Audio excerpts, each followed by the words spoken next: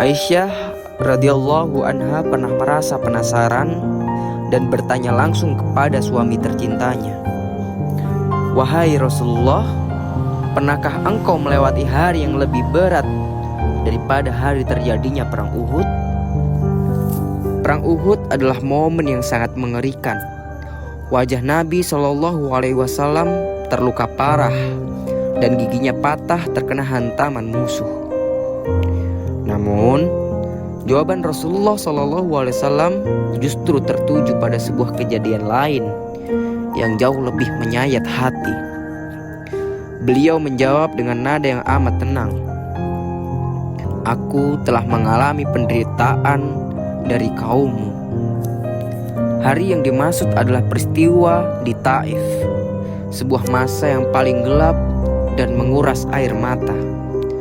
Nabi SAW sedang berada di titik terendah. Beliau baru saja ditinggal wafat oleh istri tercinta dan pamannya. Beliau berjalan kaki menembus gersangnya padang pasir menuju Taif. Beliau menawarkan Islam dan sangat berharap mendapat perlindungan di sana. Kenyataannya sangat pahit. Para pemuka Taif menolak dakwah beliau dengan mentah-mentah. Mereka mengusir utusan Allah itu dengan angkuh tanpa rasa hormat sedikit pun. Penolakan dan rasa sakit itu ternyata tidak berhenti sampai di pintu keluar kota.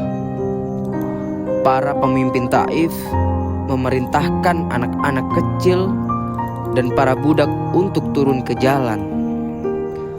Mereka berbaris rapat, bersiap untuk menyoraki dan melempari Rasulullah dengan batu. Hujan batu yang keras menghantam tubuh dan kaki beliau secara bertubi-tubi di sepanjang jalan keluar dari Taif. Langkah beliau mulai gontai, menahan rasa sakit. Darah segar mengucur deras dari kedua kakinya. Sandal kulit yang beliau kenakan sampai basah dan terasa lengket oleh darahnya sendiri. Beliau terus berjalan menjauh, menahan perih luar biasa yang menjalar di sekujur tubuhnya akibat hantaman batu tajam. Dengan napas terengah-engah, Rasulullah SAW akhirnya berteduh di bawah sebuah pohon di kebun anggur. Beliau duduk sendirian, tangannya perlahan menyeka darah yang terus menetes ke tanah. Di titik yang sangat lemah dan tidak berdaya itulah, beliau mengadah dan mengadu langsung kepada Allah. "Ya Allah, kepadamu aku mengadukan kelemahanku, kurangnya kesanggupanku, dan kehinaanku di hadapan manusia.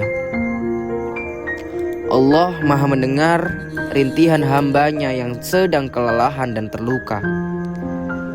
Malaikat Jibril turun seketika membawa malaikat penjaga gunung yang sedang menahan amarah besar melihat kekasih Allah disakiti. Jibril langsung menyampaikan pesannya, "Sesungguhnya Allah telah mendengar ucapan kaummu kepadamu." Malaikat penjaga gunung itu kemudian menatap Rasulullah SAW dan menawarkan sebuah pembalasan kontan saat itu juga. "Wahai Muhammad, jika engkau mau, aku akan menimpakan Aksyabain, dua gunung besar di Makkah, ke atas mereka." Nasib seluruh penduduk kota Taif benar-benar berada di ujung lisan Nabi SAW saat itu. Cukup ucap satu kata persetujuan, maka kota beserta isinya akan rata tertimbun gunung raksasa. Secara manusiawi, sangat wajar jika seseorang merasa marah dan ingin membalas dendam saat diusir dan disakiti sedemikian rupa. Secara manusiawi, sangat wajar jika seseorang merasa marah dan ingin membalas dendam saat diusir dan disakiti sedemikian rupa. Namun, Rasulullah SAW justru mengangkat wajahnya dan menggelengkan kepala. Jangan. Beliau memaafkan mereka dan merespon tawaran malaikat itu dengan sebuah doa.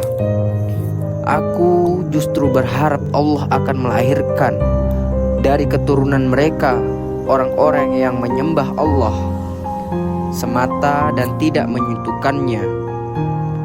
Malaikat penjaga gunung itu pun terdiam, takjub melihat betapa luasnya kesabaran sang utusan Allah. Kisah di Taif ini adalah tamparan keras untuk ego kita hari ini.